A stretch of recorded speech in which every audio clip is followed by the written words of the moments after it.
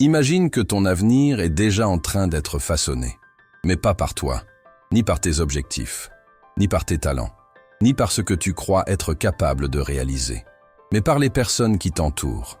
Oui, par les voix que tu entends chaque jour, par les regards qui approuvent ou désapprouvent, par ces phrases dites sur un ton léger, mais qui s'enracinent comme des clous invisibles dans ton estime de soi, par ceux qui te félicitent et par ceux qui rient, par ceux qui te qualifient de trop rêveur ou de pas assez réaliste, par ceux qui t'applaudissent en surface et qui, en silence, sabotent ton élan.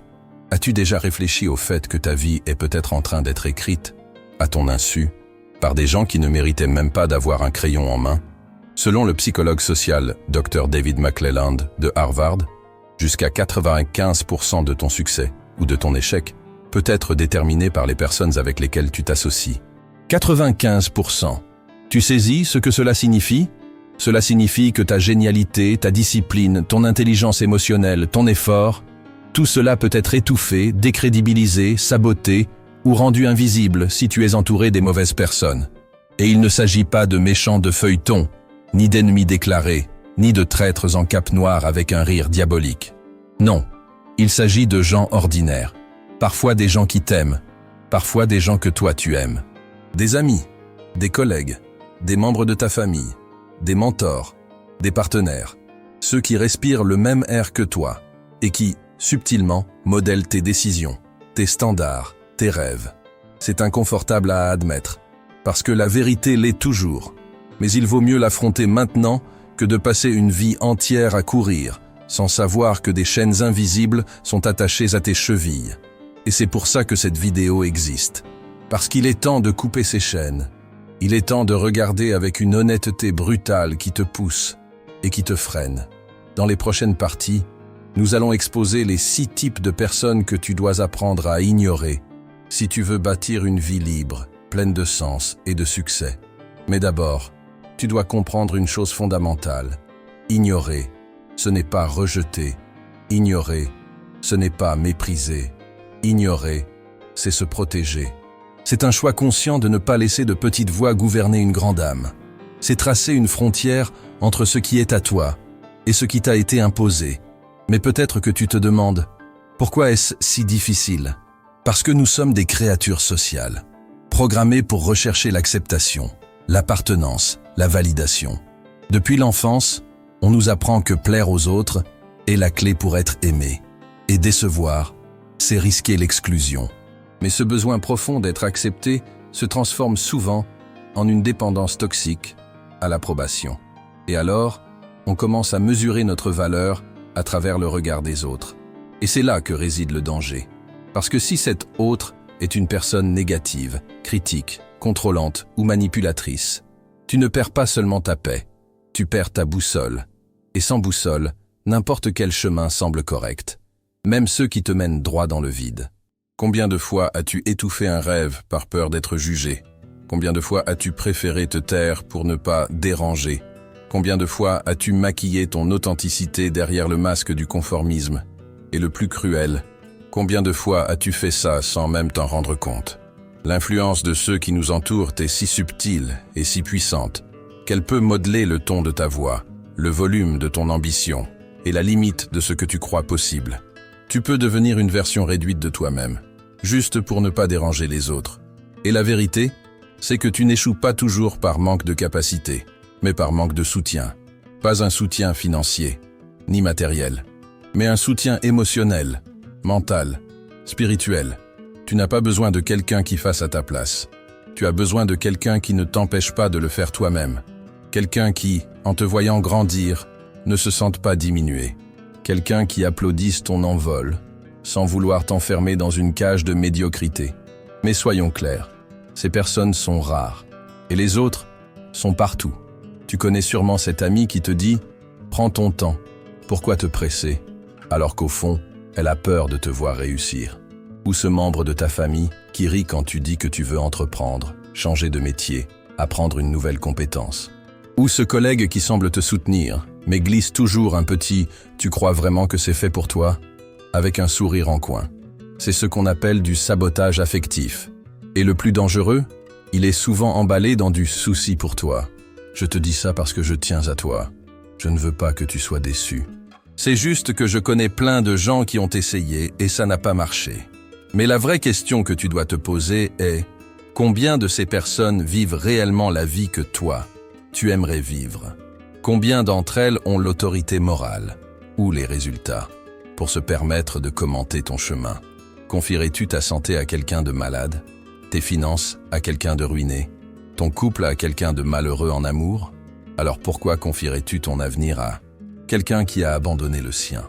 Voilà la réflexion qui sépare ceux qui vivent sous influence de ceux qui vivent avec intention. Et vivre avec intention, c'est savoir dire non, même quand oui semble plus confortable. C'est protéger ton espace mental comme on protège un jardin, en arrachant les mauvaises herbes, en éloignant les parasites, en cultivant avec soin, car les pensées sont des graines, et les mots des autres peuvent être de la pluie ou du poison. Dans les prochains chapitres, nous allons explorer en profondeur les 6 types de personnes qui empoisonnent ton esprit, même sans s'en rendre compte. Nous parlerons des dramatiques qui t'épuisent, des manipulateurs qui te contrôlent, des critiques qui te paralysent, des têtus qui refusent ton changement, et même de ceux qui ne te pardonneront jamais pour des choses que toi, tu as déjà dépassées. Mais avant tout, tu dois prendre la décision la plus importante. Es-tu prêt à te choisir?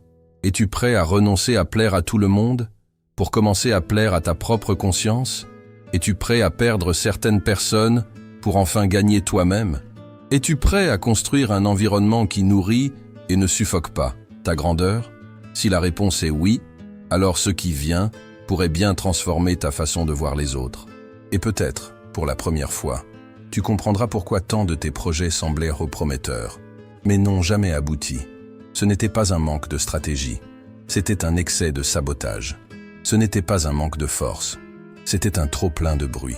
Ce n'était pas la peur d'échouer, c'était la peur de décevoir ceux qui, en silence, te disaient « Reste petit pour que je me sente grand ». Mais ça suffit. Assez de te rétrécir pour entrer dans le monde limité de ceux qui refusent d'évoluer. Assez de vivre avec cette impression qu'il y a quelque chose de cassé en toi, alors que, peut-être, le seul vrai problème, c'est l'environnement. Tu n'es pas né pour plaire, tu es né pour impacter. Et le premier pas, c'est d'apprendre à ignorer, avec fermeté et lucidité, ceux qui confondent l'amour avec la possession, le soin avec le contrôle, l'opinion avec la vérité. Dans la prochaine partie, nous allons plonger dans l'esprit de la drama queen, cette figure séduisante et chaotique qui transforme ta paix en scène, et apprendre à reprendre le contrôle de ta vie face à ceux qui vivent d'urgence artificielle. Mais avant cela, je te laisse une question. Combien de décisions dans ta vie as-tu réellement prises, seul? Et combien ont été prises par peur de perdre la compagnie de quelqu'un? As-tu déjà eu quelqu'un dans ta vie qui semblait avoir constamment besoin de toi? Quelqu'un qui avait toujours un nouveau problème, un nouveau drame, un nouveau chaos. Et d'une manière ou d'une autre, tu étais toujours la seule personne capable d'aider. Tu te souviens de ce que c'était? Au début, cela semblait presque flatteur. Tu es la seule personne en qui j'ai confiance. Je ne sais pas ce que je ferais sans toi. Tu es mon ange. Et puis, soudainement, tu te retrouvais mêlé à des disputes qui ne te concernaient pas, à des décisions qui ne t'appartenaient pas, à des problèmes qui n'avaient jamais de fin. Tu étais fatigué, mais aussi piégé. Piégé dans le cycle du chaos émotionnel de quelqu'un qui, au fond, ne voulait pas de solution. Il voulait un public. Cette personne a un nom, ou plutôt un rôle. C'est la reine du drame. Et tu dois apprendre à l'ignorer, avant qu'elle ne transforme ta vie en spectacle dédié uniquement à son propre ego. La reine du drame, qui peut être une femme ou un homme, jeune ou âgé, un parent ou un ami, a une capacité terrifiante. Elle transforme tout en tempête. Absolument tout. Depuis un message sans réponse jusqu'à un simple changement de programme. D'un regard de travers à une remarque anodine. Mais elle ne fait pas ça exprès, n'est-ce pas? Elle est juste sensible. Intense. Elle ressent beaucoup. Faux. La reine du drame n'est pas juste sensible. Elle est centrée sur elle-même. Elle est accro à l'énergie émotionnelle que produit le chaos. Elle a besoin d'urgence, d'intensité, de conflit, parce que dans le silence, elle ne sait pas qui elle est. Alors, elle crée du bruit. Elle transforme chaque détail en épisode, chaque frustration en scandale. chaque moment calme en scène pleine de tension. Et toi, tu t'enfonces sans t'en rendre compte. Parce qu'au début, tout ressemble à de l'empathie. Tu veux aider, tu veux écouter, tu veux être présent. Mais avec le temps, tu te rends compte que, peu importe combien tu donnes, ce n'est jamais assez. Tu règles un problème, un autre surgit. Tu apaises une situation, une autre éclate. Tu proposes une solution, elle l'ignore, jusqu'à ce que tout s'effondre et qu'elle revienne en larmes dans tes bras. Et toi, épuisé, tu commences à vivre dans le champ émotionnel de quelqu'un d'autre. Tu abandonnes tes propres projets, tes propres envies, ta propre paix. Tout ça pour quelqu'un qui t'a convaincu que toi seul pouvais la sauver, mais qui, secrètement, ne veut pas être sauvé. Elle veut de l'attention, elle veut le rôle principal, elle veut du contrôle. Parce que oui, derrière chaque reine du drame se cache un désir secret de contrôle émotionnel. Elle utilise ton empathie contre toi, ton sens des responsabilités contre toi, même ta culpabilité comme outil pour te garder près d'elle. Et quand tu essaies de prendre de la distance, quand tu oses prioriser ta santé mentale, quand tu dis « je ne peux pas maintenant », elle réagit par de l'agressivité passive, ou t'accuse d'être égoïste, ou trouve simplement un autre sauveur, car le spectacle ne peut pas s'arrêter. Tu crois que c'est exagéré? Alors, arrête-toi un instant et réfléchis. Combien de fois as-tu reçu un message chargé d'émotions en plein milieu de ton travail? Combien de fois as-tu dû tout arrêter pour écouter un monologue qui ne menait nulle part? Combien de fois as-tu proposé des solutions pour n'obtenir que plus de confusion?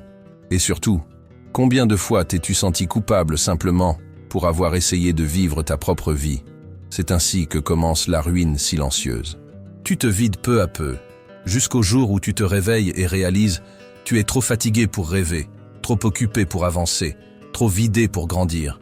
Et tout ça à cause de quelqu'un qui n'a jamais eu l'intention d'évoluer, mais seulement de te garder disponible. Mais il y a une sortie. Et elle commence par un mot simple, mais terrifiant. Limite. Oui, tu dois poser des limites, même si ça fait mal, même si ça paraît froid, même si elle pleure, crie, disparaît et revient, comme elle le fait toujours. Et si tu penses que tu n'y arriveras pas, souviens-toi, personne n'a le droit de voler ta paix intérieure. Personne. Tu n'es pas égoïste si tu dis « je ne peux pas maintenant ». Tu n'es pas insensible si tu éteins ton téléphone le soir. Tu n'es pas une mauvaise personne si tu refuses une invitation remplie de dépendance. Tu es responsable. Et la vraie responsabilité commence envers soi-même. Tu veux des exemples concrets? Les voici. Imagine que tu es en train de travailler, concentré à 100%. Et soudain, un appel. « Ma chérie, il faut que je te parle tout de suite. C'est urgent. » Tu laisses tout tomber. Tu écoutes. La situation paraît dramatique. Tu proposes une solution rationnelle. Elle répond « Ah non, j'ai déjà essayé. » Tu offres de l'aide. « Je crois que je devrais tout abandonner. » 2 heures plus tard, tu es vidé. Et elle continue sa journée comme si de rien n'était. Ou pense à cet ami qui t'entraîne toujours dans ses histoires. Il rompt et dit « Cette fois, c'est fini pour de bon. » 1 semaine plus tard, il revient. Et avec lui, reviennent les drames, les conflits, les messages, les demandes de conseils. Mais il ne t'écoute jamais vraiment. Il veut juste parler, être entendu, avoir une compagnie dans la souffrance qu'il cultive lui-même. Tu réalises que tu es utilisé comme béquille émotionnelle et que sa présence mine ta stabilité intérieure. Ce genre de relation est comme des sables mouvants émotionnels. Plus tu t'enfonces, plus c'est difficile d'en sortir. Et en sortir demande du courage. Le courage de décevoir, le courage de briser les habitudes, le courage de dire « je tiens à toi, mais je ne peux plus vivre dans ton chaos ». Et cette phrase est l'une des plus libératrices que tu puisses te dire. Maintenant, attention, ignorer la reine du drame ne signifie pas être cruel. Cela signifie être ferme, clair, fidèle à ta santé mentale. Cela signifie choisir la paix plutôt que la confusion, le silence plutôt que le vacarme, la vie plutôt que la scène. La reine du drame essaiera de te retenir. Elle dira que tu as changé, que tu es froid, que tu n'es plus là, que tu t'en fiches. Mais fais bien attention. Quand quelqu'un t'accuse d'être égoïste parce que tu prends soin de toi, c'est parce qu'il profitait de ton abandon de toi-même. Et si ça te fait mal, souviens-toi, ce qui fait vraiment mal, ce n'est pas de perdre ce genre de personne. C'est de réaliser combien de temps tu as déjà perdu à essayer de la sauver. Le monde est rempli de gens qui veulent t'écouter, te soutenir, te voir évoluer, sans drame, sans chantage, sans théâtre. Mais tu ne les trouveras qu'en fermant le rideau du spectacle des autres. Alors commence, maintenant, aujourd'hui. Fixe des horaires. Si cette personne te contacte à tout moment, dis-lui clairement que tu ne peux parler qu'à certains moments. N'ouvre pas la porte aux déversements émotionnels répétés. Quand elle commence par « tu ne sais pas ce qui m'est arrivé », dis « si c'est urgent, dis-le tout de suite. Si c'est juste pour parler, aujourd'hui je ne peux pas ». Renforce l'idée que ton aide a des limites. Je peux t'écouter, mais je ne peux pas tout résoudre, et je ne veux pas. Déconnecte-toi. Si nécessaire, mets-la en sourdine. Si c'est invivable, prends tes distances. Et surtout, pardonne-toi d'avoir mis si longtemps à t'en rendre compte. Tu n'es pas naïf. Tu es une personne bien. Et parfois, les gens bien se perdent dans de mauvaises histoires. Mais maintenant que tu sais, tu n'as plus d'excuses pour continuer à vivre selon le scénario de quelqu'un d'autre. Tu as le droit et le devoir d'écrire le tien. Et en parlant de ça, si ce contenu t'a aidé, abonne-toi dès maintenant à la chaîne.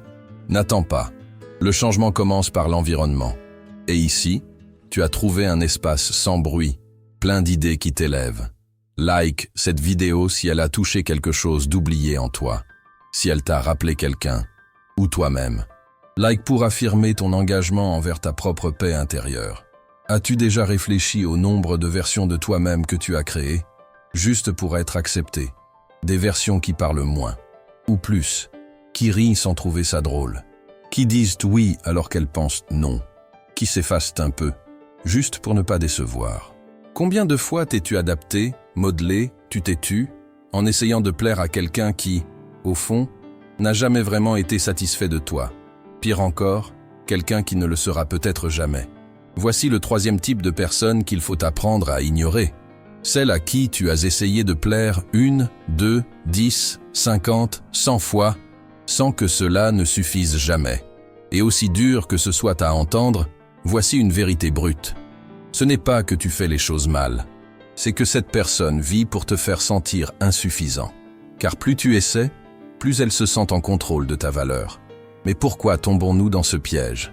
Pourquoi devenons-nous prisonniers de l'approbation de quelqu'un qui ne nous la donnera jamais? La réponse est simple et douloureuse, parce que nous confondons amour et acceptation. Nous croyons que si quelqu'un ne nous approuve pas, c'est que quelque chose ne va pas chez nous. Alors nous courons après. Nous essayons de compenser. Nous donnons plus que ce que nous avons. Nous nous imposons plus que nous ne devrions. Et c'est le terreau parfait pour que naisse l'addiction à plaire. Mais plus tu essaies de plaire, plus tu t'éloignes de toi-même. Petit à petit, ton identité se dilue. Tes limites se dissolvent. Tes envies sont remplacées par des obligations émotionnelles que personne ne t'a demandé explicitement, mais que tu ressens comme nécessaires. Tu finis par vivre selon un scénario que tu n'as pas écrit. Un scénario où tu n'es que figurant dans l'histoire de quelqu'un d'autre. Quelqu'un qui exige, critique, juge, manipule, mais n'accueille jamais. Arrête-toi un instant et demande-toi, qui est cette personne dans ta vie? Ce peut être un père, une mère, un frère, un partenaire, un supérieur, un ami d'enfance. Quelqu'un qui, chaque fois que tu essaies de montrer qui tu es, te répond par le mépris, la correction ou le silence. Quelqu'un qui, quand tu sembles heureux, s'empresse de te rappeler que tu n'as encore rien accompli. Qui, quand tu t'exprimes librement, te reproche d'avoir changé. Qui, quand tu dis non, t'accuse d'être ingrat, froid ou égoïste. Et la question à te poser est « Pourquoi j'essaie encore de plaire à cette personne ?» Par peur du rejet, par peur d'être seul, par peur d'être jugé comme quelqu'un de mauvais. Ou est-ce ce vieil espoir enfantin d'être enfin reconnu un jour? Quelle que soit la raison, elle t'a déjà trop coûté. Parce que vouloir plaire à quelqu'un qui ne sera jamais satisfait, ce n'est pas de la gentillesse. C'est de l'auto-sabotage déguisé en affection. Et oui, c'est l'une des formes les plus silencieuses de destruction de l'estime de soi, parce que tu deviens quelqu'un de fonctionnel, mais pas authentique, présent, mais absent de toi-même, poli, mais toujours en train d'avaler tes émotions. Tu souris, mais ton sourire est tendu. Tu aides, mais ton aide est guidée par la peur. Tu acceptes, mais à l'intérieur, tu cries. Et quand cette personne sent que tu es émotionnellement dépendant, elle augmente le prix. Ce qui était subtil devient maintenant une exigence explicite. de la culpabilité, du chantage émotionnel. Après tout ce que j'ai fait pour toi, tu ne penses qu'à toi maintenant. Personne ne te supporte. Et c'est là que tu dois te réveiller. Parce que plaire à quelqu'un ne devrait jamais venir de la peur. Ce ne devrait jamais être une stratégie de survie émotionnelle. Tu peux être gentil sans t'effacer, loyal sans être soumis, aimer sans cesser de t'aimer. Alors, comment briser ce cycle? Premièrement, identifie le schéma. Remarque quand tu dis oui automatiquement, quand ta volonté est ignorée, mais que tu cèdes quand même, quand tu fais quelque chose et que tu ressens, au fond, un mélange de fatigue et de ressentiment. C'est le signal. Tu essaies de plaire pour être accepté, pas parce que tu le veux vraiment. Deuxièmement, interroge tes motivations. Chaque fois que tu t'apprêtes à faire quelque chose pour cette personne, demande-toi, est-ce que je fais cela par choix ou par peur? Si je disais non maintenant, qu'est-ce que je crains qui arrive? Qu'est-ce que j'espère obtenir en retour de ce geste? Si les réponses parlent de douleur, de manque ou de besoin d'approbation, alors il est temps de tout reconsidérer. Troisièmement, pratique le non. Commence petit. Dis non pour des choses simples. Tu verras que le monde ne s'effondre pas, que peut-être la personne réagira mal, oui, mais que ton intégrité restera intacte.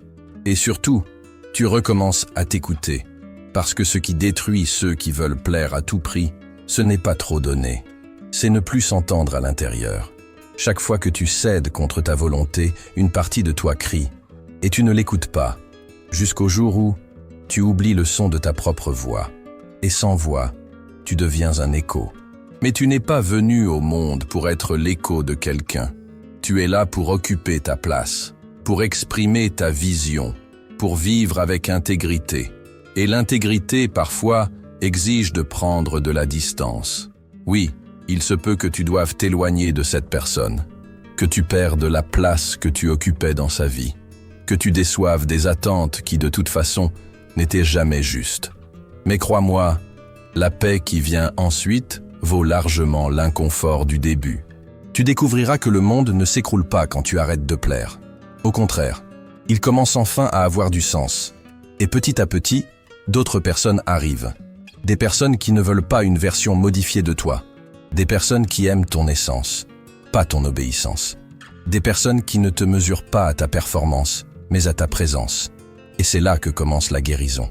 La guérison de la culpabilité excessive, de la peur de déplaire, de la honte de se mettre en priorité. Car soyons clairs, il n'y a rien de mal à se prioriser. Ce qui est destructeur, c'est de vivre enfermé dans des attentes qui ne t'appartiennent pas. Et si tu as besoin d'une autorisation pour te libérer, la voici. Tu n'as plus besoin de plaire à ceux qui ne te valorisent pas. Tu ne dois ton âme à personne. Ta gentillesse ne doit pas être une monnaie d'échange pour du respect. Ton silence ne doit pas être le prix de l'acceptation. Ta présence ne peut pas être exigée par du chantage émotionnel. Tu n'as pas besoin de tant t'expliquer. Tu n'as pas besoin de tant te justifier. Tu n'as pas besoin de tant te conformer. Sois poli, mais ferme. Sois doux, mais entier. Sois généreux, mais avec des limites. Et surtout, sois libre. Libre du besoin de prouver quoi que ce soit à ceux qui ne voient en toi qu'un reflet de leur propre frustration. Libre de la peur d'être toi-même. Libre de croire que l'amour implique de se sacrifier sans cesse. Car le véritable amour ne demande jamais que tu te réduises pour tenir dans le monde de l'autre. Et maintenant que tu le sais, le choix t'appartient. Vas-tu continuer à essayer de plaire à quelqu'un qui ne sera jamais satisfait? Ou vas-tu enfin t'aimer assez pour t'éloigner de ce qui t'éteint? La décision t'appartient. Mais souviens-toi, ta vie attend que tu arrêtes de demander la permission de la vivre. As-tu déjà eu une idée brillante, de celles qui font battre ton cœur plus vite, qui font fuser ton esprit, qui allument une étincelle dans tes yeux, et avant même d'avoir fini de l'exprimer, quelqu'un t'interrompt avec un seau d'eau glacée? Ça ne marchera jamais. Tu rêves trop. Si c'était facile, tout le monde le ferait. Toi? Sérieusement? C'est à ce moment précis que quelque chose en toi se contracte. La flamme devient braise. Et si tu n'es pas assez fort, tu abandonnes. Pas parce que c'était impossible, mais parce que quelqu'un a décidé que ça l'était. Bienvenue dans le monde des critiques de rêve, ou, comme je préfère les appeler, les voleurs de ce qui n'est même pas encore né. Ces personnes sont passées maîtres dans l'art de déguiser le pessimisme en réalisme. Elles masquent leurs propres limitations sous couvert de prudence. Et quand elles parlent, c'est avec une autorité troublante, comme si elles avaient déjà tout vécu, tout essayé, et savaient, avec certitude, que ton idée est vouée à l'échec. Mais voici une vérité que presque personne ne dit. La majorité de ces gens ne t'analysent pas. Ils projettent. Oui, ils projettent leur propre frustration, leur peur, leur renoncement, leur lâcheté sur toi. Tu deviens le miroir de ce qu'ils ont abandonné en eux. Et les miroirs qui reflètent trop dérangent. As-tu remarqué que le « ça ne marchera pas » arrive presque toujours avant tout argument logique? Tu viens à peine de commencer à expliquer ton idée et la critique tombe. Tu n'as même pas exposé ton plan, qu'on te sabote déjà. Tu n'as même pas eu le temps d'y croire toi-même, qu'un doute s'est déjà infiltré. Ce n'est pas une coïncidence. C'est un sabotage précoce, un mécanisme inconscient, ou parfois tout à fait conscient, pour t'empêcher de te distinguer, de tenter, de changer. Parce que quand tu te permets de rêver, tu réveilles la conscience de ceux qui ont renoncé. Et ça, pour beaucoup, c'est insupportable. Mais alors, qui sont ces critiques de rêve? Ils sont partout. Ce collègue qui se plaint tout le temps, mais ne change jamais rien. Ce membre de ta famille qui te regarde de travers quand tu étudies ou lances un projet. Ou encore ce pote qui dit s'inquiéter, mais te conseille toujours de rester les pieds sur terre. Ils semblent protecteurs, mais ce sont des ancres. Ils semblent expérimentés, mais sont figés. Ils semblent rationnels, mais sont guidés par une peur irrationnelle que tu ailles plus loin qu'eux. Maintenant, arrête-toi un instant et réfléchis. Combien de projets as-tu abandonnés à cause d'une seule remarque malveillante? Combien de fois as-tu changé tes plans, non par manque de préparation, mais à cause d'une trop grande interférence? Et surtout, combien de ces critiques connaissaient réellement ce que tu voulais faire? Il est facile de juger le sommet d'une montagne sans connaître le chemin. Facile de dire que c'est impossible quand on n'a jamais essayé. Facile de démotiver quand on vit soi-même dans la démotivation. Mais facile ne veut pas dire juste. Et voici le changement de perspective que tu dois intégrer maintenant. Ce n'est pas parce que quelqu'un ne croit pas en quelque chose que c'est faux. Une opinion n'est pas un fait. Une expérience personnelle n'est pas une vérité universelle. Et la peur des autres ne doit pas dessiner les plans de ton courage. Tu peux écouter, mais tu n'as pas à absorber. Un des plus grands apprentissages dans la vie, c'est de développer un filtre émotionnel. Savoir faire la différence entre une critique constructive et une critique destructive. La première vient avec des arguments, du respect et une volonté sincère de te voir progresser. La seconde vient avec des jugements, de l'ironie et un désir silencieux de te voir échouer pour que le critique se sente mieux avec ses propres choix médiocres. Et oui, c'est plus fréquent qu'on ne le pense. L'histoire est pleine de gens qu'on a démolis avant qu'ils ne réussissent. Les frères Wright ont été traités de fous pour avoir rêvé d'une machine volante. Walt Disney s'est fait dire qu'il manquait d'imagination. Steve Jobs a été viré de sa propre entreprise. J.K. Rowling a été refusée par 12 maisons d'édition avec Harry Potter. Tous ont entendu le fameux « ça ne marchera pas ». Mais tu sais ce qui les différencie? Ils ont continué quand même. Et c'est là le point crucial de cette partie. Tu dois apprendre à avancer, même sans applaudissements, même avec les critiques, même dans le doute. Parce que beaucoup de tes rêves naîtront dans un sol hostile. Parce que les grandes idées semblent toujours folles au départ. Parce que le courage dérange ceux qui vivent dans la peur. Et surtout, si tu attends l'approbation, tu resteras coincé à jamais dans la médiocrité. Alors, que faire avec les critiques de rêve? Ignore-les. Avec élégance et fermeté. Ne discute pas. Ne cherche pas à convaincre. Ne gaspille pas ton énergie à justifier ta vision à ceux qui vivent dans une cécité émotionnelle. Parfois, le meilleur argument, c'est le silence. Le meilleur contre-argument, c'est ton succès. La meilleure réponse, c'est de continuer et de laisser le temps montrer qui avait raison. Et oui, ça fera mal. Parce que souvent, ces critiques viennent de gens proches, de gens que tu aimes, de gens dont la vie te tient à cœur. Mais ne te trompe pas. Tu peux aimer quelqu'un sans adopter sa vision limitée du monde. Tu peux garder l'affection, mais protéger ton projet. Tu peux garder le lien, mais poser des limites à ce que tu partages. D'ailleurs, L'un des gestes les plus intelligents que tu puisses faire, c'est de partager tes rêves uniquement avec des personnes à l'esprit constructif. Celles qui demandent « Comment puis-je t'aider ?» Celles qui écoutent sans rire. Celles qui voient des possibilités là où les autres ne voient que des problèmes. Ces personnes existent et tu dois les trouver. Mais tu ne les trouveras qu'en cessant de gaspiller ton énergie sur les saboteurs. Souviens-toi, ton temps est trop précieux pour servir de scène au pessimisme des autres. Alors protège-toi et avance. Et s'il te reste encore un doute, je te laisse avec cette dernière question. Et si ton rêve avait juste besoin d'un peu plus de courage pour devenir réalité, mais que tu le laisses mourir à cause d'une phrase dite par quelqu'un de frustré, veux-tu vraiment vivre avec ce regret? Ou es-tu prêt à mettre les voix extérieures sur silencieux et enfin écouter la seule qui compte vraiment, la tienne? As-tu déjà eu l'impression que quelqu'un contrôlait ta vie sans jamais t'avoir demandé la permission? Quelqu'un qui ne crie jamais mais te fait toujours céder, qui ne t'ordonne rien mais te manipule, qui se présente comme un soutien mais agit comme un stratège silencieux, tirant les ficelles de ton esprit comme si tu étais une marionnette. Voici le manipulateur. Le 5e type de personne que tu dois apprendre à ignorer si tu veux reprendre le contrôle de ta vie. Et le plus dangereux, c'est qu'il ne ressemble pas à un ennemi. Bien au contraire. Il est aimable, charmant, charismatique. Il t'écoute, il te complimente, il se soucie de toi. Mais derrière ce vernis émotionnel se cache une structure de contrôle si bien construite que, quand tu t'en rends compte, tu ne sais même plus où tu commences, ni où il finit. Parce que l'arme du manipulateur, ce n'est pas la force, c'est la culpabilité. Ce n'est pas le cri, c'est le silence calculé. Ce n'est pas l'ordre, c'est la suggestion déguisée en affection qui semble être un choix, mais qui vient déjà chargée d'attentes implicites. Soyons honnêtes, combien de décisions dans ta vie ont été prises par peur de décevoir quelqu'un? Combien de fois as-tu changé d'avis, annulé un projet, refoulé ton envie, juste pour garder la paix avec quelqu'un qui te disait « Fais comme tu veux, mais j'ai trouvé ça un peu bizarre ». Ou « Bien sûr, pas de souci, mais je ne m'attendais pas à ça venant de toi ». Ou encore « Si c'était moi, j'aurais fait autrement ». Mais bon, tu vois, ces phrases ne ressemblent pas à des ordres, mais elles en sont. Ce sont des flèches émotionnelles à pointe invisible. Elles pénètrent sans douleur, mais restent en toi. Et petit à petit, elles te transforment de l'intérieur. Le manipulateur ne te brise pas.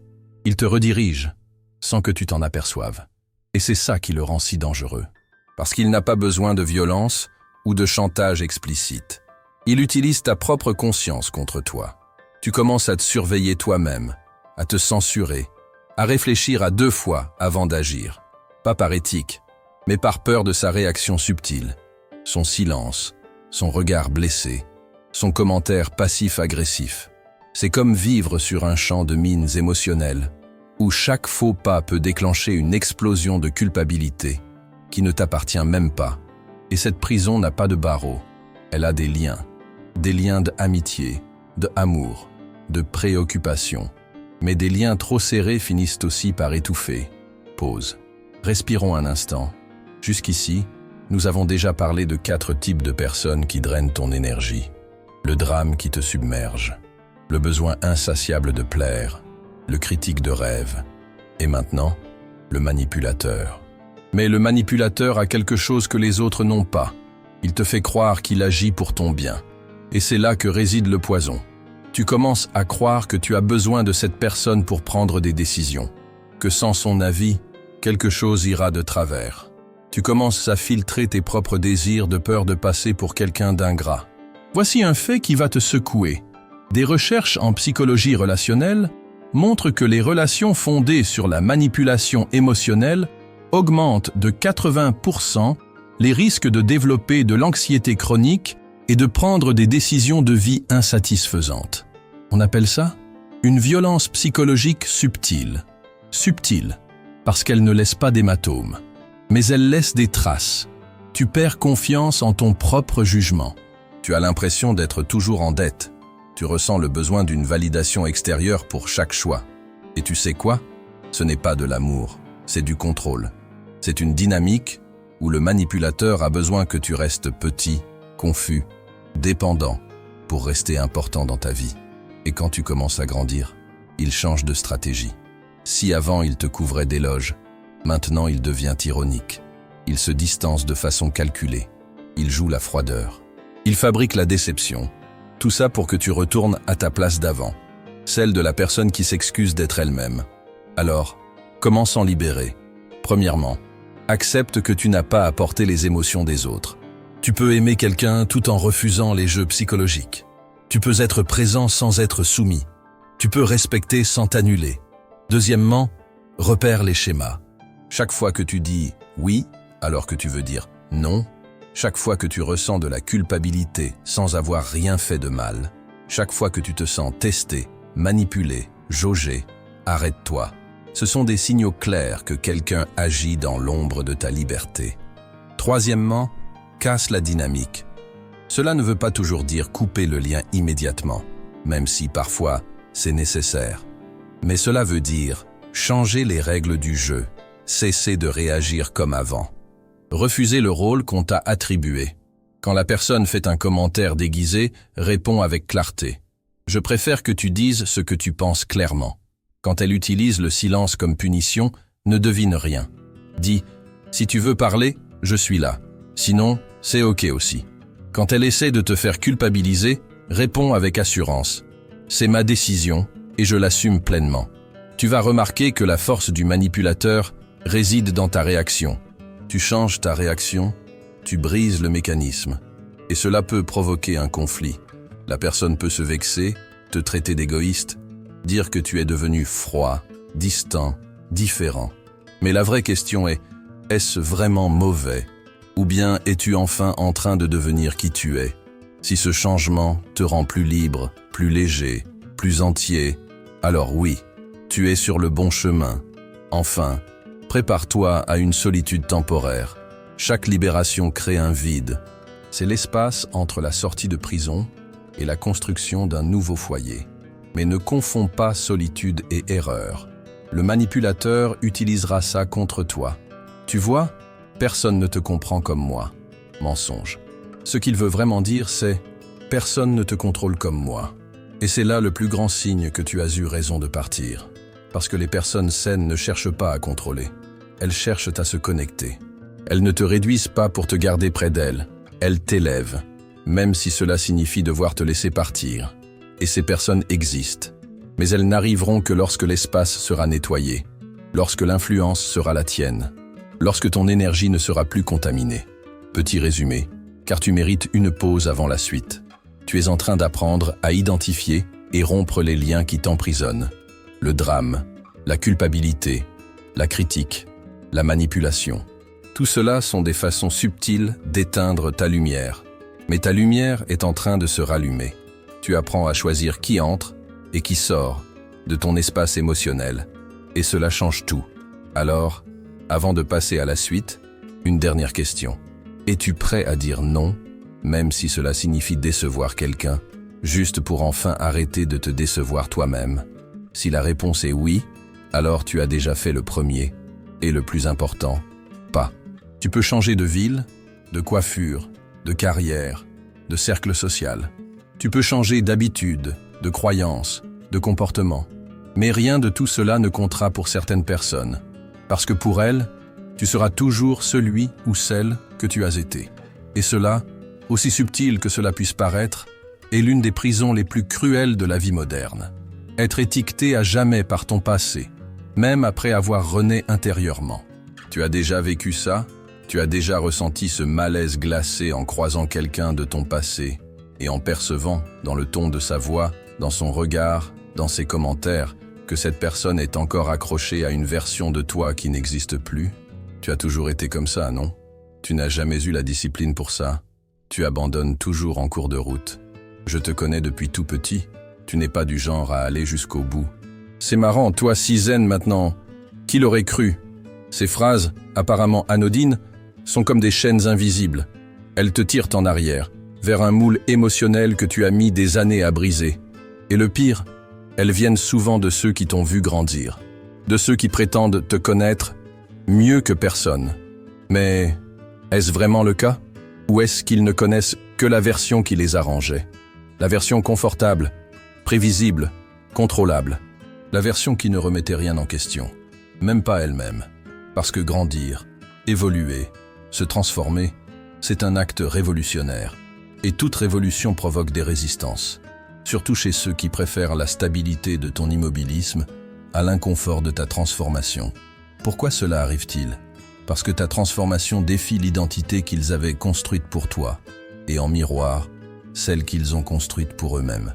Quand tu changes, tu obliges l'autre à revoir son monde. Et tout le monde n'est pas prêt à ça.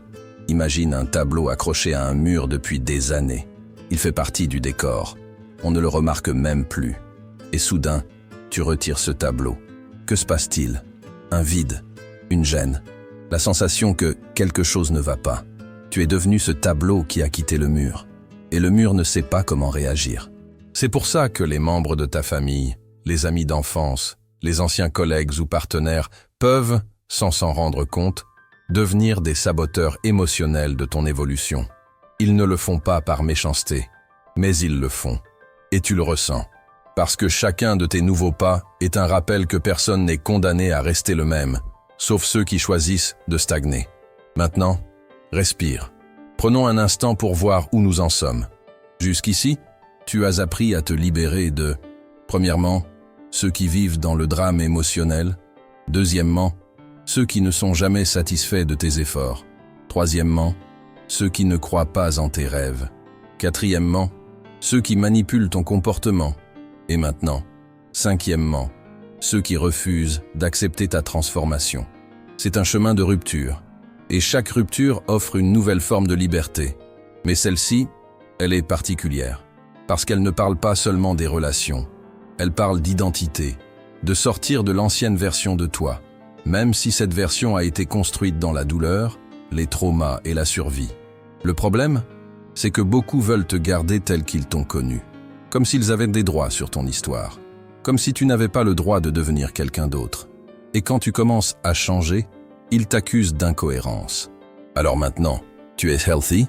Tu t'es mis au développement personnel? Tu es bizarre, tu as changé. Depuis quand tu penses comme ça? Ces phrases sont des micro-attaques. Des tentatives subtiles de décrédibiliser ton évolution, de t'aspirer vers un passé qui ne te va plus. Mais voilà ce que personne ne te dit. Tout vrai changement commence par un inconfort. Pas seulement en toi, mais aussi chez ceux qui te voient changer. Tu n'es plus cette personne impulsive, anxieuse, paresseuse, explosive ou incertaine. Tu es déjà tombé, tu as déjà échoué, tu as déjà pleuré sur le carrelage d'une salle de bain en te jurant de tout changer. Tu t'es fait la promesse de faire autrement, et tu l'as tenue, mais ces gens-là ne l'ont pas vu. Et même s'ils l'avaient vu, ils ne l'auraient peut-être pas accepté. Parce que pour beaucoup, reconnaître ton changement signifie admettre leur immobilisme. Et tout le monde n'est pas prêt pour ça. C'est pour ça que les critiques viennent souvent au moment où tu es le plus conscient, le plus apaisé, le plus centré. C'est normal, c'est attendu, c'est le processus. Mais voici le point crucial. Tu n'as plus à t'expliquer.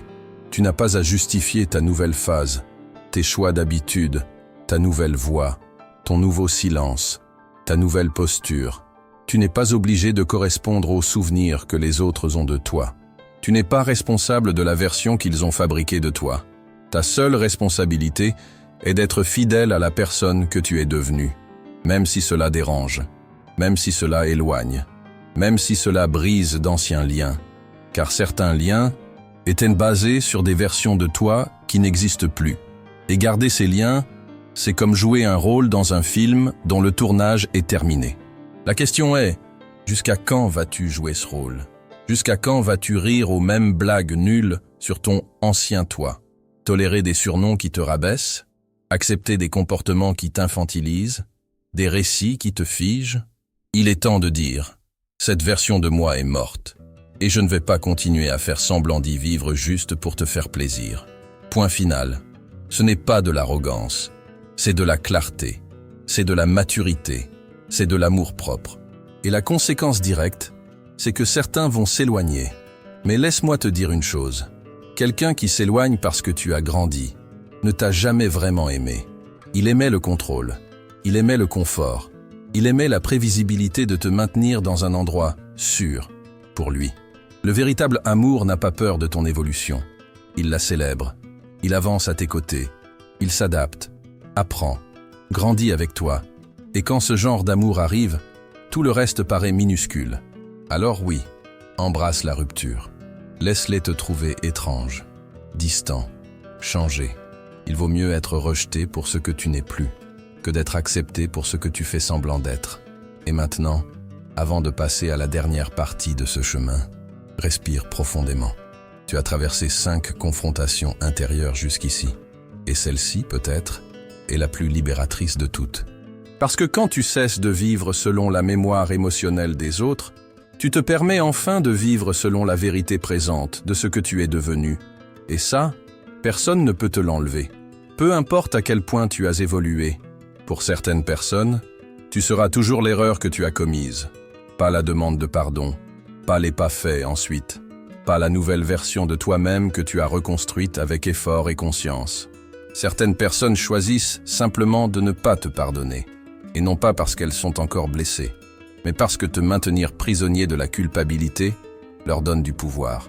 Oui, il y a des gens qui se nourrissent de tes remords, qui te regardent t'essayer de bien faire et pensent « Tant qu'ils portent ce fardeau, je contrôle la direction ». C'est le 7e et dernier profil que tu dois apprendre à reconnaître et à laisser partir. La personne qui refuse de te pardonner.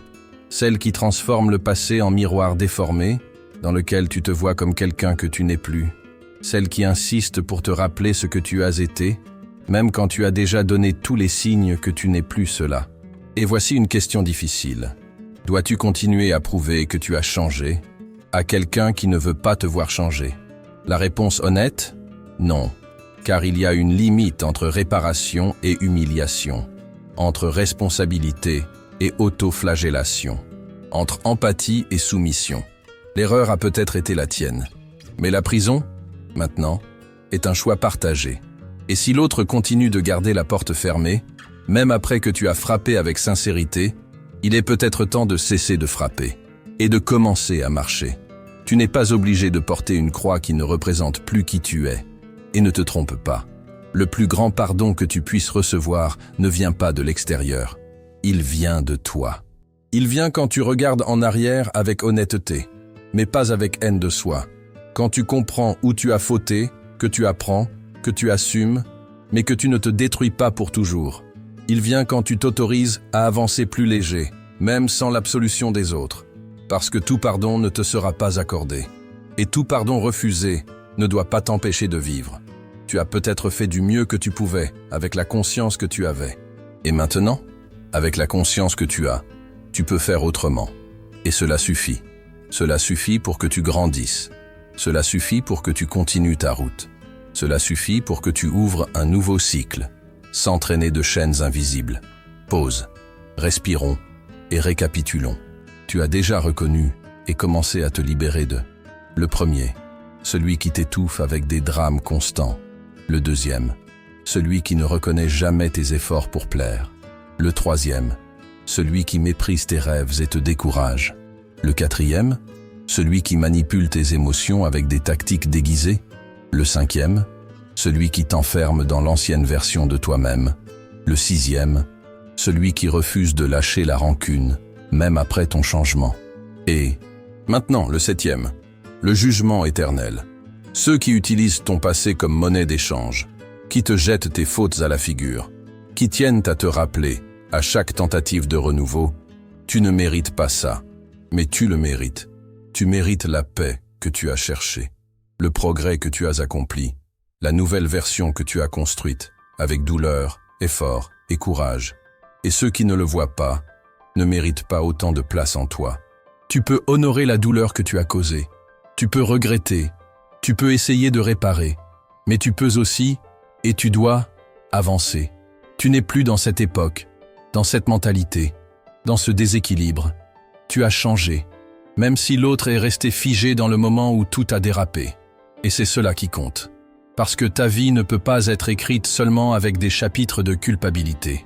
Elle a besoin de rédemption, de nouveaux départs, d'apaisement. Et cela commence quand tu te libères du besoin d'être pardonné par tout le monde. Car tout le monde ne reconnaîtra pas ton changement. Tout le monde ne veut pas te voir heureux. Tout le monde n'est pas prêt à lâcher le rôle de victime pour te permettre d'évoluer. Mais ce n'est pas grave. Ton âme sait. Elle sait combien tu as essayé, combien tu as pleuré en silence, combien tu as grandi là où personne ne t'a vu. Et elle seule a besoin de le savoir. Alors voici l'invitation la plus sincère que je puisse te faire pour clore cette série. Lâche. Lâche ceux qui ne te pardonnent pas. Lâche l'erreur que tu as déjà comprise. Lâche le poids qui t'empêche de respirer pleinement. Et à la place, occupe-toi du présent. Des nouveaux choix, des liens vrais que tu peux cultiver, de la version plus consciente de toi-même que tu as bâtie. Parce que la culpabilité peut être le point de départ d'une transformation, mais elle ne peut pas être la destination. Et si cette série de réflexions a eu du sens pour toi, si elle t'a aidé à te voir plus clairement, à prendre une décision, à respirer autrement, alors aime cette vidéo maintenant.